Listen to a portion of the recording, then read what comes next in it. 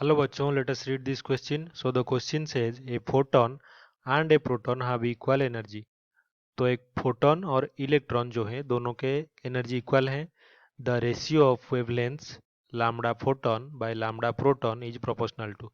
तो दोनों के वेवलेंथ का रेशियो किसके साथ प्रोपोर्शनल होगा? क्या वो ई के साथ, या फिर रूट ओवर ऑफ ई, या फिर 1/√ओवर ऑफ ई, या फिर e⁻0. तो इस क्वेश्चन को सॉल्व करने के लिए हमारा जो की कॉन्सेप्ट है ये सबसे पहले जानना पड़ेगा. तो ये की कॉन्सेप्ट है डी ब्रॉगली वेवलेंथ. तो मैटर वेव को एक्सप्लेन करने के लिए डी ब्रॉगली ने वेवलेंथ दिया था मैटर का, जो कि मैटर जब मोशन में होता है तब उसके साथ वेवलेंथ एसोसिएटेड होता है, जिसको लिख सकते हैं हम एच डिवाइडेड बाय पी, या फिर इसको लिख सकते हैं h divided by square root of 2m into kinetic energy या फिर एनर्जी ऑफ द पार्टिकल. लेकिन हमें यह भी पता है कि जो फोटोन है उसका एनर्जी को हम लिख सकते हैं कि energy of photon is equals to h into frequency of photon, और फ्रीक्वेंसी को हम लिख सकते हैं एच इंटू फ्रीक्वेंसी की जगह पे सी डिवाइडेड बाय लैम्डा. तो ये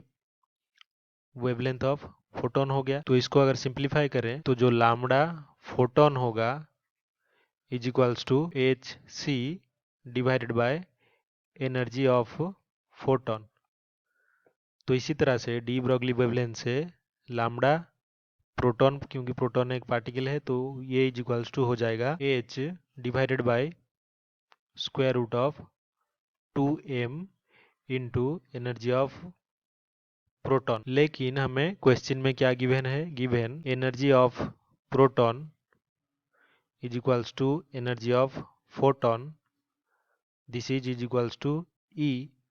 तो हम अगर ई पुट कर दे दोनों की जगह पे और रेशियो ले लें तो lambda photon by lambda proton will be equals to H C divided by E, और इससे डिवाइड क्या करना है? H by square root of 2m E. तो अभी ये जो एच सी और 2m का स्क्वायर रूट है ये कांस्टेंट टर्म है, तो यहाँ पे एच से एच कैंसिल कर सकते हैं, और c डिवाइडेड बाय हम लिख सकते हैं कि स्क्वायर रूट ऑफ 2m.